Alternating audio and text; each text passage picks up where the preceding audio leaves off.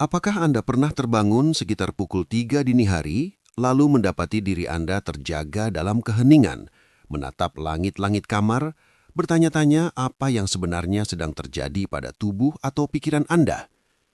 Jika iya, ketahuilah bahwa Anda tidak sendirian. Fenomena ini sangat umum dialami oleh banyak orang, terutama setelah memasuki usia lanjut. Namun bertentangan dengan anggapan umum, ini bukan sekedar kebiasaan aneh, bukan pula tanda bahwa Anda tidak bisa tidur lagi karena sudah tua. Tubuh manusia tidak berubah secara acak. Setiap perubahan, sekecil apapun, selalu membawa pesan, dan bangun di sekitar pukul 3 pagi seringkali merupakan salah satu pesan paling halus tetapi paling bermakna yang dikirim tubuh kepada kita. Dalam video ini, kita akan membahas 5 alasan kuat mengapa banyak lansia sering terbangun pada jam tersebut dan apa makna tersembunyi di baliknya, baik secara fisik, mental, maupun emosional. Alasan-alasan ini bukan mitos, bukan pula sekedar cerita turun-temurun. Semuanya berakar pada fisiologi tubuh, psikologi manusia, serta ritme alami penuaan yang jarang dijelaskan secara jujur dan utuh. Kita akan membahas perubahan hormon, pergeseran jam biologis, kondisi kesehatan, kebiasaan sehari-hari, hingga faktor emosional yang bekerja diam-diam di balik layar. Dan yang terpenting, pembahasan ini tidak dimaksudkan untuk menakut-nakuti. Justru sebaliknya, untuk memberi pemahaman, ketenangan, dan rasa hormat terhadap tubuh Anda yang telah menemani perjalanan hidup selama puluhan tahun. Jadi, jika Anda pernah bertanya, mengapa sekarang saya sering terbangun jam segini? Tetaplah bersama kami sampai akhir, karena apa yang Anda pelajari mungkin bukan hanya membantu tidur lebih nyenyak, tetapi juga membantu Anda memahami diri sendiri dengan lebih dalam. Sekarang, mari kita mulai dari alasan pertama. Nomor 1. Produksi melatonin menurun. Salah satu alasan paling mendasar mengapa lansia sering terbangun di sekitar pukul 3 pagi adalah menurunnya produksi melatonin. Melatonin adalah hormon yang mengatur siklus tidur dan bangun, sering disebut sebagai jam biologis tubuh. Saat kita masih muda, tubuh memproduksi melatonin dalam jumlah yang cukup stabil sepanjang malam, sehingga tidur terasa dalam dan berkelanjutan. Namun, seiring bertambahnya usia, produksi hormon ini secara alami menurun. Akibatnya, meskipun Anda bisa tertidur dengan mudah di awal malam, kadar melatonin bisa turun terlalu rendah pada dini hari. Ketika itu terjadi, otak perlahan berpindah dari mode tidur ke mode bangun, tanpa disertai suara bising atau mimpi buruk. Anda terbangun begitu saja, tenang, sadar, bahkan kadang terasa segar, padahal waktu masih sangat pagi. Ini bukan kesalahan Anda. Ini bukan tanda bahwa tubuh Anda rusak. Ini hanyalah perubahan kimia alami. Sayangnya, banyak orang justru menyalahkan diri sendiri, merasa stres, lalu memaksakan tidur kembali. Padahal stres justru menekan melatonin lebih jauh. Lingkungan juga berperan besar. Di usia lanjut, tubuh menjadi lebih sensitif terhadap cahaya. Lampu kecil dari jam digital, cahaya jalan dari jendela, bahkan layar ponsel yang menyala sebentar saja bisa cukup untuk menghentikan produksi melatonin. Contohnya, Pak Sutrisno, 71 tahun dari Yogyakarta. Selama puluhan tahun ia dikenal sebagai tukang tidur, jarang sekali terbangun malam. Namun dalam 2 tahun terakhir, ia hampir selalu terjaga pukul 3 pagi. Awalnya ia cemas, takut ada penyakit serius. Setelah memahami soal melatonin, ia mulai melakukan perubahan kecil, mematikan semua lampu kecil di kamar, menutup tirai rapat, dan berhenti melihat ponsel 1 jam sebelum tidur. Ia juga rutin berjalan santai menjelang maghrib untuk membantu ritme alami tubuhnya. Hasilnya, ia memang masih kadang terbangun, tetapi tidak lagi panik, dan sering bisa kembali tidur dengan tenang. Apakah Anda juga sering terbangun di jam yang hampir sama setiap malam? Tulis di komentar, sekitar jam berapa Anda biasanya terbangun. Memahami peran melatonin bisa mengubah cara Anda memandang tidur, dari rasa frustasi menjadi rasa welas asih pada tubuh sendiri. Dan itu adalah langkah pertama menuju tidur yang lebih damai. Nomor 2. Pergeseran jam biologis, Advanced Sleep Phase. Alasan kedua mengapa banyak lansia terbangun sekitar pukul 3 pagi adalah pergeseran alami jam biologis tubuh yang dalam dunia medis dikenal sebagai advanced sleep phase. Istilah ini terdengar teknis, tetapi maknanya sebenarnya sangat sederhana. Tubuh Anda mulai menjadwalkan tidur dan bangun lebih awal daripada sebelumnya. Seiring bertambahnya usia, ritme sirkadian atau jam internal yang mengatur kapan kita merasa mengantuk dan kapan merasa segar, perlahan bergeser ke depan. Jika dulu Anda terbiasa tidur pukul 11 malam dan bangun pukul 6 pagi, kini tanpa disadari, tubuh mulai ingin tidur pukul 8 atau 9 malam. Dan jika Anda tertidur lebih awal, maka wajar jika tubuh juga bangun lebih awal, seringkali sekitar pukul 3 atau 4 pagi. Masalahnya, banyak orang tidak menyadari perubahan ini.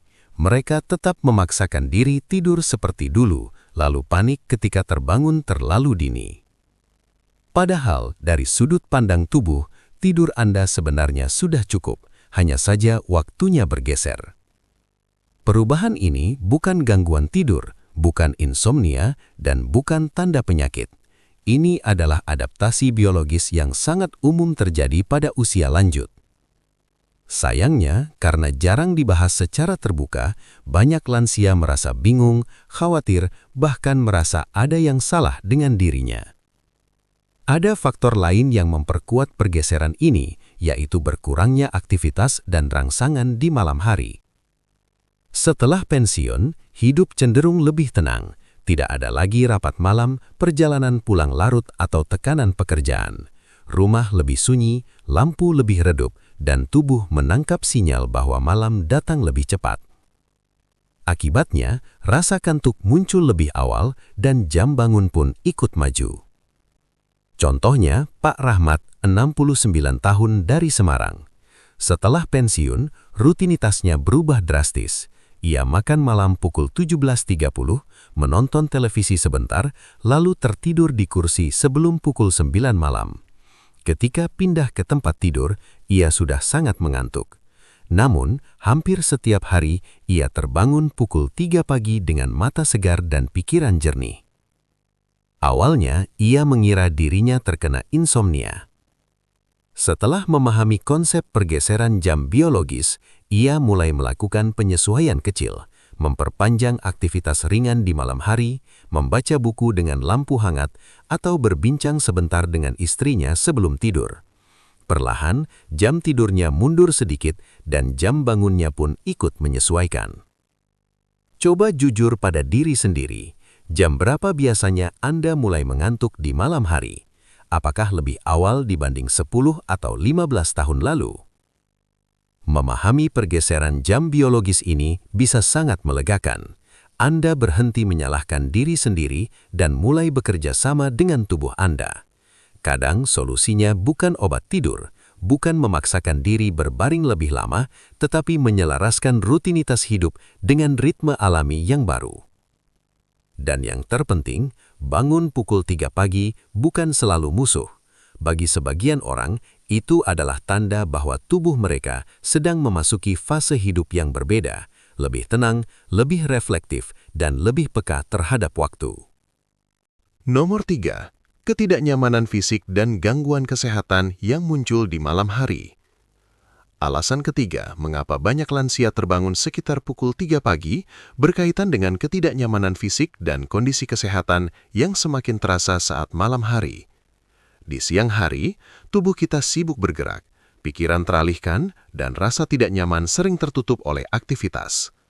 Namun, ketika malam menjadi sunyi, lampu padam, dan tubuh beristirahat lama dalam satu posisi, sinyal-sinyal kecil dari tubuh mulai terdengar jelas. Pada usia lanjut, sendi, otot, dan syaraf tidak lagi pulih secepat dulu. Masalah seperti radang sendi, nyeri punggung bawah, kaku leher, atau kesemutan di kaki seringkali tidak terasa saat tertidur, tetapi muncul setelah tubuh diam selama beberapa jam. Itulah sebabnya banyak orang terbangun di waktu yang hampir sama setiap malam, sekitar pukul 3 pagi. Bukan karena mimpi buruk, tetapi karena tubuh meminta perubahan posisi atau perhatian. Selain nyeri, dorongan buang air kecil adalah penyebab yang sangat umum, terutama pada pria dan perempuan usia lanjut. Seiring bertambahnya usia, kapasitas kandung kemih menurun dan hormon pengatur produksi urin di malam hari juga berubah. Akibatnya, tubuh tidak lagi menahan cairan hingga pagi. Ketika seseorang bangun untuk ke kamar mandi, meskipun hanya sebentar, sistem syaraf sering ikut terbangun, membuat tidur kembali menjadi sulit. Ada juga faktor gangguan pencernaan, seperti asam lambung atau perut terasa tidak nyaman. Makan terlalu dekat dengan waktu tidur, posisi tidur yang terlalu datar, atau konsumsi makanan tertentu bisa memicu rasa tidak nyaman yang muncul justru di dini hari. Banyak lansia tidak menyadari bahwa bangun pukul 3 pagi dengan dada terasa hangat atau tenggorokan tidak enak sebenarnya adalah sinyal tubuh, bukan gangguan tidur semata. Belum lagi efek samping obat-obatan. Banyak lansia mengonsumsi obat tekanan darah, jantung, nyeri, atau diabetes. Beberapa obat bersifat diuretik, memicu buang air kecil malam hari. Ada pula yang mempengaruhi suhu tubuh, denyut jantung, atau sistem syaraf, sehingga tidur menjadi lebih ringan dan mudah terputus. Contohnya, Ibu Sulastri, 74 tahun dari Yogyakarta. Selama berbulan-bulan, ia selalu terbangun sekitar pukul 3 pagi. Ia mengira dirinya stres atau mengalami gangguan tidur. Setelah diperiksa, ternyata obat tekanan darah yang ia minum di malam hari menyebabkan sering buang air kecil dan rasa hangat di tubuh. Dengan mengubah waktu minum obat, atas saran dokter, dan sedikit menyesuaikan posisi tidur, frekuensi terbangunnya berkurang drastis. Apakah Anda sering terbangun karena ingin ke kamar mandi, nyeri sendi, atau rasa tidak nyaman di tubuh? Pernahkah Anda mencatat apa yang Anda rasakan saat terbangun? Hal penting yang perlu diingat, bangun di malam hari bukan berarti tubuh Anda rusak. Justru sebaliknya, itu tanda bahwa tubuh masih peka, masih berkomunikasi, dan masih berusaha menjaga keseimbangan. Alih-alih memarahi tubuh atau memaksakan tidur, seringkali solusi terbaik adalah mendengarkan sinyal tersebut dengan lebih lembut.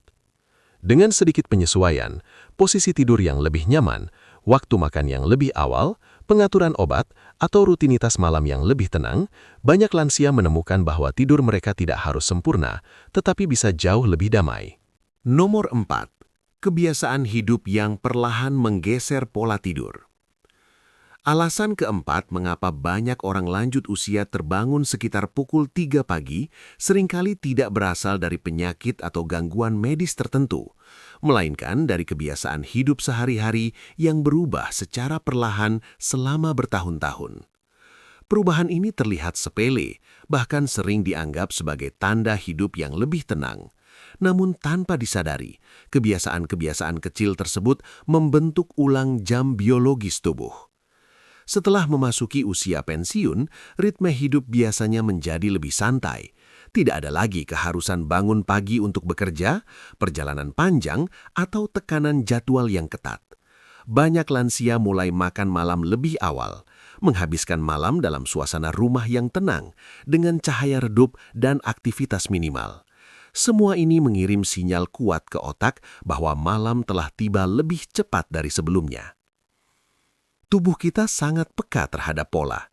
Ketika makan malam selalu dilakukan pukul 5 sore, lampu diredupkan sejak petang, dan aktivitas berkurang drastis setelah maghrib, tubuh akan mulai memproduksi hormon tidur lebih awal. Akibatnya, rasa kantuk datang lebih cepat, tidur terjadi lebih awal, dan secara alami, tubuh akan bangun lebih dini, seringkali sekitar pukul 3 pagi. Kebiasaan tidur siang juga memainkan peran penting. Banyak lansia menganggap tidur siang sebagai cara mengganti tidur malam yang kurang. Padahal, tidur siang terlalu lama atau terlalu sore dapat mengurangi tekanan tidur di malam hari. Tidur malam menjadi lebih ringan dan mudah terputus, sehingga bangun dini hari terasa semakin sering. Ada juga faktor kurangnya paparan cahaya matahari di pagi dan siang hari. Cahaya alami adalah penentu utama jam biologis manusia. Jika seseorang jarang keluar rumah, jarang terkena sinar matahari pagi, tubuh kehilangan penanda waktu yang penting. Tanpa penanda ini, ritme tidur bangun menjadi lebih mudah bergeser ke waktu yang lebih awal dan kurang stabil. Contohnya Pak Herman, 72 tahun, dari Bandung. Setelah pensiun, hari-harinya diisi dengan menonton televisi, tidur siang cukup lama, dan jarang keluar rumah. Ia mulai tertidur pukul 8 malam dan hampir selalu terbangun pukul 3 pagi. Awalnya ia mengira dirinya mengalami gangguan tidur. Namun setelah ia mulai berjalan pagi di bawah sinar matahari, membatasi tidur siang, dan menyalakan lampu lebih terang di malam hari saat beraktivitas ringan, pola tidurnya perlahan berubah. Bangun dini hari menjadi lebih jarang dan tidurnya terasa lebih dalam. Coba perhatikan rutinitas Anda. Jam berapa Anda makan malam? Apakah Anda sering tidur siang lama? Seberapa sering Anda terkena sinar matahari pagi? Yang menarik, tubuh tidak pernah memberontak tanpa alasan. Ia hanya merespons kebiasaan yang kita bangun secara konsisten. Kabar baiknya, kebiasaan juga bisa diubah, dan perubahan kecil seringkali memberikan dampak besar pada kualitas tidur. Menggeser waktu tidur 15 hingga 30 menit lebih lambat, menambah aktivitas ringan di sore hari, menghindari tidur siang terlalu lama, atau sekedar membuka tirai di pagi hari bisa membantu tubuh menemukan kembali ritme yang lebih selaras dengan keinginan kita. Bangun pukul 3 pagi dalam banyak kasus bukan tanda kerusakan tubuh, melainkan cermin dari ritme hidup yang telah berubah. Dengan kesadaran dan penyesuaian lembut, ritme itu bisa diarahkan kembali tanpa paksaan.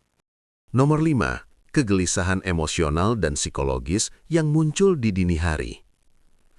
Alasan kelima mengapa banyak lansia terbangun sekitar pukul 3 pagi seringkali tidak berasal dari tubuh, melainkan dari lapisan emosi dan pikiran yang baru mendapat ruang di usia senja. Di siang hari, kita masih bisa sibuk, beraktivitas ringan, berbincang, menonton, atau mengurus hal-hal kecil. Namun di dini hari, ketika dunia sunyi dan tidak ada gangguan, pikiran mulai berbicara lebih jujur. Pada tahap hidup ini, banyak orang membawa ingatan panjang, keputusan yang pernah diambil, kehilangan yang pernah dialami, kata-kata yang tidak sempat diucapkan, atau orang-orang yang kini sudah tidak ada. Semua itu tidak selalu hadir sebagai kesedihan besar. Seringkali ia muncul sebagai gelisah halus, rasa hampa, atau pikiran yang berputar tanpa suara. Dan waktu paling sering untuk itu adalah sekitar pukul 3 pagi, saat hormon stres rendah tetapi kesadaran tinggi. Kesepian juga memainkan peran penting, bukan kesepian yang dramatis, melainkan kesepian yang tenang. Anak-anak sudah dewasa dan sibuk. Pasangan mungkin telah meninggal, atau lingkar pertemanan menyempit seiring waktu. Di malam hari, rumah terasa lebih sepi, dan di dini hari, perasaan sendiri itu menjadi lebih nyata. Tubuh mungkin ingin tidur, tetapi hati sedang ingin didengar. Ada pula kecemasan halus tentang masa depan, kesehatan, kemandirian, atau sekedar pertanyaan eksistensial. Apa yang tersisa dari hidup saya sekarang? Pikiran seperti ini jarang muncul di siang hari, tetapi di pukul 3 pagi, tanpa distraksi, ia bisa mengetuk pelan. Contohnya Ibu Rukmini, 78 tahun dari Surakarta. Sejak suaminya meninggal 2 tahun lalu, ia sering terbangun pukul 3 pagi. Tidak ada neri, tidak ingin ke kamar mandi. Ia hanya terbangun dengan dada terasa penuh oleh kenangan. Awalnya ia mengira itu gangguan tidur. Namun setelah mulai menulis beberapa baris di buku kecil setiap kali terbangun, tentang apa yang ia rasakan, apa yang ia rindukan, ia merasa lebih tenang. Kadang setelah menulis, ia bisa tidur kembali. Kadang tidak, tetapi ia tidak lagi merasa sendirian. Jika Anda terbangun di dini hari, apa yang paling sering muncul di pikiran Anda? Kekhawatiran, kenangan, atau rasa sepi? Penting untuk dipahami, ini bukan kelemahan, ini adalah tanda kedalaman hidup. Orang yang tidak pernah merenung mungkin tidak terbangun, tetapi mereka yang telah menjalani hidup panjang, penuh makna dan luka, seringkali memiliki hati yang aktif bahkan saat malam. Alih-alih melawan momen ini, banyak lansia menemukan ketenangan dengan ritual kecil yang lembut. Berdoa singkat, menulis, mendengarkan musik pelan, atau sekedar menarik napas panjang dengan sadar. Bukan untuk memaksa tidur, tetapi untuk memberi ruang pada apa yang ingin disampaikan batin. Jika kita rangkum semuanya, Bangun sekitar pukul 3 pagi di usia lanjut bukanlah satu hal tunggal. Ia bisa berasal dari perubahan hormon, pergeseran jam biologis, kondisi fisik, kebiasaan hidup, atau suara batin yang akhirnya mendapat ruang. Dan yang terpenting, tidak satupun dari alasan ini berarti ada yang rusak dalam diri Anda. Sebaliknya, semua ini menunjukkan bahwa tubuh dan pikiran Anda masih bekerja, masih beradaptasi, masih berkomunikasi. Bangun dini hari bukan musuh yang harus ditakuti, melainkan pesan yang perlu dipahami. Dengan pemahaman, Anda bisa berhenti memarahi diri sendiri. Anda bisa mulai bertanya dengan lembut, apa yang tubuh saya butuhkan? Apa yang hati saya ingin sampaikan? Dari sana, perubahan kecil dalam rutinitas, sikap, dan penerimaan seringkali membawa ketenangan yang lebih besar daripada obat apapun. Dari 5 alasan ini, mana yang paling terasa dekat dengan pengalaman Anda? Terima kasih sudah menemani kami sampai akhir. Silahkan tulis di kolom komentar satu hal yang Anda pelajari hari ini dan bagaimana Anda akan menyikapinya. Kami membaca semuanya. Jika video ini bermanfaat, jangan lupa like, subscribe, dan bagikan. Dukungan Anda membantu kami terus menghadirkan konten yang informatif, hangat, dan bermakna. Sampai jumpa di video berikutnya.